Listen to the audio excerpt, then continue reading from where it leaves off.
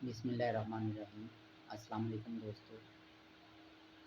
ضمنی انتخابات میں ناکامی کے بعد پی ٹی آئی کی حکومت نے انتخابی اصلاحات کے اوپر بات کرنا شروع کی ہے اور وہ الیکٹرانک ووٹنگ کو متعارف کروانے کی بات کر رہے ہیں۔ میری گزارش ہے کہ قوانین اس ملک میں پہلے سے موجود ہیں، مسئلہ تو انہیں امپلیمنٹ کرنے کا ہے۔ پاکستان میں ان قوانین کو نافذ کرنے کی کوئی مثال موجود ہی نہیں۔ الیکشن کے بعد پریزائڈنگ آفیسر پولنگ ایجنٹ کو فارم 45 دینے کا پابند ہے۔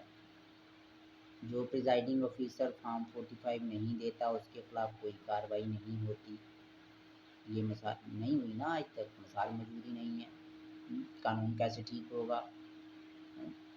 پھر جو پریزائڈنگ آفیسرز دیر سے ریٹرننگ آفیسرز کے پاس پہنچتا ہے نتائج لے کر، ان کے خلاف کوئی کارروائی نہیں ہوتی۔ پریزائڈنگ آفیسرز کو جو طاقتور لوگ کام نہیں کرنے دیتے ان کے خلاف کوئی کارروائی کی مثال موجود نہیں۔ تو نظام کیسے ٹھیک ہوگا؟ یہ سارے قوانین تو موجود ہیں نا۔ ان سارے قوانین کو امپلیمنٹ کرنے کے لیے پاک فوج کا کردار بھی بالکل ٹھیک نہیں رہا۔ وہ جس بھی سیاسی پارٹی کو ذہنی طور پر اور تسلیم کر چکی ہوتی ہے، وہ دھاندلی کرے یا کرپشن کرے، پاک فوج اس کے ساتھ ہوتی ہے۔ اور جس سیاسی پارٹی کے وہ نظریاتی طور پر خلاف ہو جائے، وہ اس کے لیے ہمیشہ سے رکاوٹیں پیدا کرتی ہے۔ جب تک پاک فوج کا کردار غیر جانبدارانہ نہیں ہوگا، الیکشن کے اسی نظام میں یہ ملک ٹھیک نہیں ہو سکتا۔ اگر پاک فوج غیر جانبدارانہ کردار ادا کرتے ہوئے الیکشن میں سیکیورٹی کے فرائض سر انجام دے گی تو کوئی بھی طاقتور شخص پریزائڈنگ آفیسرز کو انڈر پریشر نہیں کر سکتا۔ کوئی بھی پریزائڈنگ آفیسر فارم 45 دیے بغیر پولنگ بوتھ سے نہیں جا سکتا، اور کسی بھی جگہ پر کوئی بھی بد نظمی یا ضابطۂ اخلاق کی خلاف ورزی نہیں ہو سکتی۔ میری گزارش ہے کہ اس ملک کے حال پر رحم کریں۔ پاک فوج اپنا غیر جانبدارانہ کردار ادا کرے۔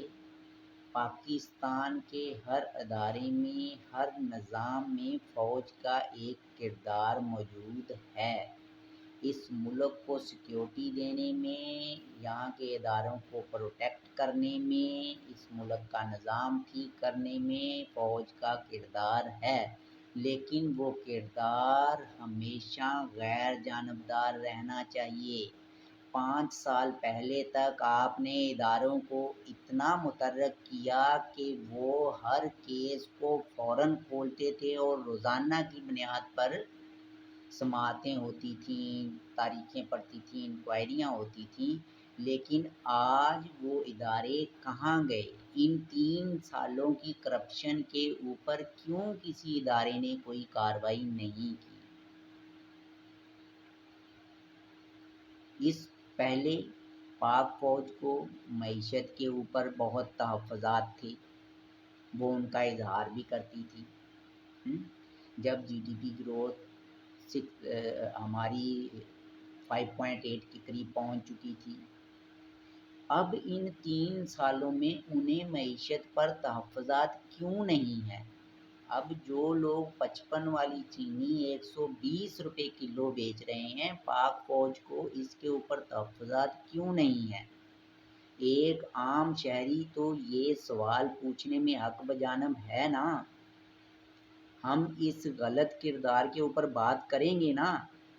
پہلے آپ نے بولا بہت اچھا کیا، لیکن اب آپ خاموش ہیں، آپ برا کر رہے ہیں۔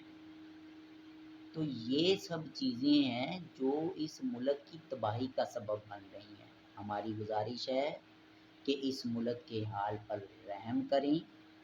اور اپنا کردار غیر جانبدار رہتے ہوئے اور آئین اور قانون کے تابع رہتے ہوئے اپنا کردار ادا کریں۔